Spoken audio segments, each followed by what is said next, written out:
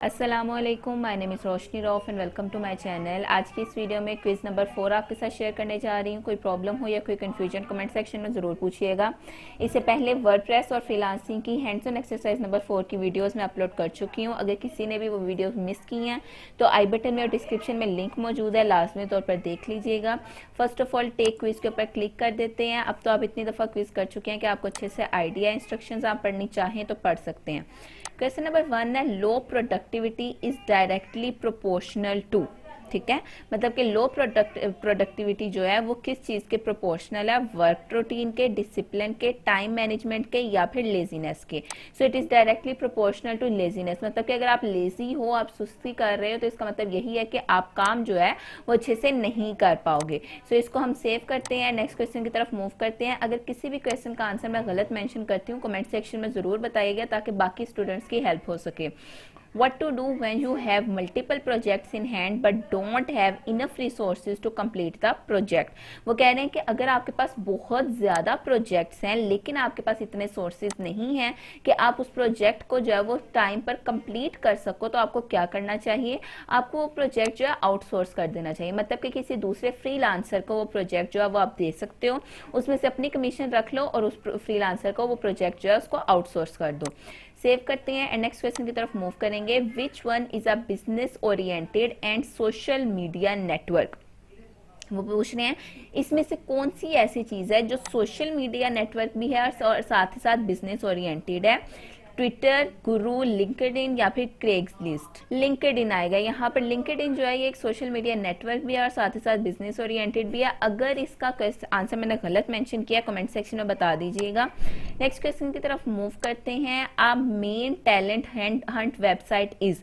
A main talent Hunt website is google.com, rosie.pk, urdu.point.com या aliexpress.com? सो इसका correct answer है rosie.pk.com, क्योंकि rosie.pk.com के ऊपर आपको बहुत सी ऐसी फैसिलिटीज़ मिलती हैं। मेरी नज़र में इसका करेक्ट आंसर rosie.pk.com है। नेक्स्ट क्वेश्चन की तरफ मूव करते हैं। नेक्स्ट है हमारे पास, we should a freelancer file a dispute when an employer is not releasing the payment, when an employer put a bad review, when a freelancer is unable to complete the project या फिर when an employer is not extended the time? तो यहाँ पर correct आएगा when an employer is not releasing the payment. आप सिर्फ उस वक्त जो है वो डिस्प्यूट फाइल कर सकते हो जब वो आपको पेमेंट नहीं दे रहा। अगर उसने कोई बैड रिव्यू दिया है उसके ऊपर आपका कोई इख्तियार नहीं है। अगर वो टाइम एक्सटेंड नहीं कर रहा तो इस पर भी आप जो है वो किसी भी किस्म का डिस्प्यूट फाइल नहीं कर सकते। और अगर आप जो है अपना प्रोजेक्ट पूरा नहीं कर पा रहे तब भी आप जो है वो डिस्प्यूट फाइल नहीं कर सकते। डिस्प्यूट सिर्फ एक सूरत में अगर वो पैसे नहीं रिलीज कर रहा। Which one is not the advantage of freelancing? Freelancing का इसमें से कौन सा फायदा नहीं है? फ्रीडम, तो ये इसका बिल्कुल सबसे बड़ा फायदा है।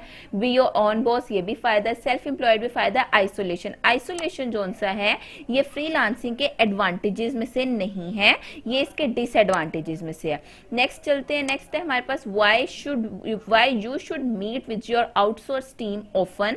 आपको अपनी आउटसोर्स टीम से अक्सर औकात क्यों मिलते रहना चाहिए? To inquire about their family, to dine out, to have good time together या to discuss project and check progress? To discuss project and check progress. Next question, a freelancer must possess which one of the following quality? Determination, work shy, highly qualified या dishonesty? Work शाय और dishonesty तो बिल्कुल भी नहीं होनी चाहिए, क्योंकि as a freelancer ये दोनों चीजें जो सी हैं, एज अ फ्रीलांसर तो क्या, अगर आप एक आम जॉब भी कर रहे हो तब भी ये दोनों चीजें जो सी हैं वो आप कर नहीं सकते अगर आप एक अच्छा जो सा है वो अपना करियर बनाना चाहते हो।